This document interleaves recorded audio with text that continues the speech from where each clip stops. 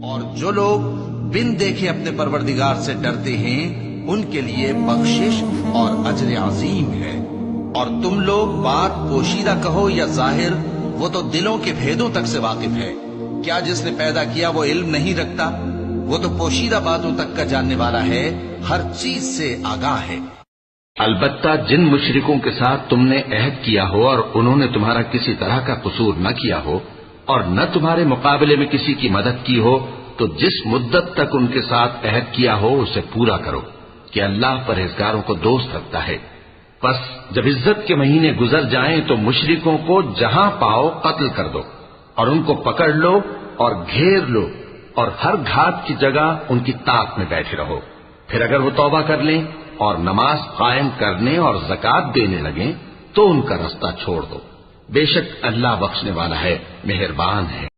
اور اس پر اونچے اونچے پہاڑ رکھ دیے اور تم لوگوں کو میٹھا پانی پلایا۔ اس دن جھٹلانے والوں کی خرابی ہے۔ جس چیز کو تم جھٹلایا کرتے تھے اب اس کی طرف چلو، یعنی اس سائے کی طرف چلو جس کی 3 شاخیں ہیں، نہ ٹھنڈی چھاؤں اور نہ لپٹ سے بچاؤ۔ اس سے آگ کی اتنی بڑی چنگاریاں اٹھتی ہیں جیسے مہک، گویا زرد رنگ کے اونٹ ہیں۔ اس دن جھٹلانے والوں کی خرابی ہے۔ یہ وہ دن ہے کہ لوگ لب تک نہ ہلا سکیں گے اور نہ ان کو اجازت دی جائے گی کہ عذر کر سکیں۔ اس دن جھٹلانے والوں کی خرابی ہے۔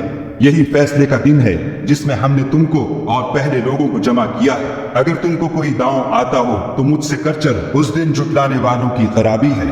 بے شک پرہیزگار سایوں اور چشموں میں ہوں گے اور میووں میں جو ان کو مرغوب ہو۔ جو عمل تم کرتے رہے تھے ان کے بدلے میں مزے سے کھاؤ اور پیو، ہم نیکوکاروں کو ایسا ہی بدلہ دیا کرتی ہیں۔ اس دن جھٹلانے والوں کی خرابی ہے۔ اے جھٹلانے والوں، تم کسی قدر کھا لو اور فائدے اٹھا لو، تم بے شک گناہگار ہو۔ اس دن جھٹلانے والوں کی خرابی ہے۔ اور جب ان سے کہا جاتا ہے کہ خدا کے آگے جھکو تو جھکتے نہیں۔ ہواؤں کی قسم جو نرم نرم چلتی ہے، پھر زور پکڑ کر جھکڑ ہو جاتی ہیں اور بادلوں کو پھاڑ کر پھیلا دیتی ہیں، پھر ان کو پھاڑ کر جدا جدا کر دیتی ہیں۔ پھر فرشتوں کی قسم جو وہی لاتے ہیں تاکہ عذر رفع کر دیا جائے یا ڈر سنا دیا جائے کہ جس کا تم سے وعدہ کیا جاتا ہے وہ ہو کر رہے گا۔ جب تاروں کی چمک جاتی رہے اور جب آسمان پھٹ جائے اور جب پہاڑ اڑے اڑے پھریں اور جب پیغمبر فراہم کیے جائیں، بھلا ان امور میں تاخیر کس لیے کی گئی؟ فیصلے کے دن کے لیے۔ اور تمہیں کیا خبر کہ فیصلے کا دن کیا ہے؟ اس دن جھٹلانے والوں کے لیے خرابی ہے۔ کیا ہم نے پہلے لوگوں کو ہلاک نہیں کر ڈالا؟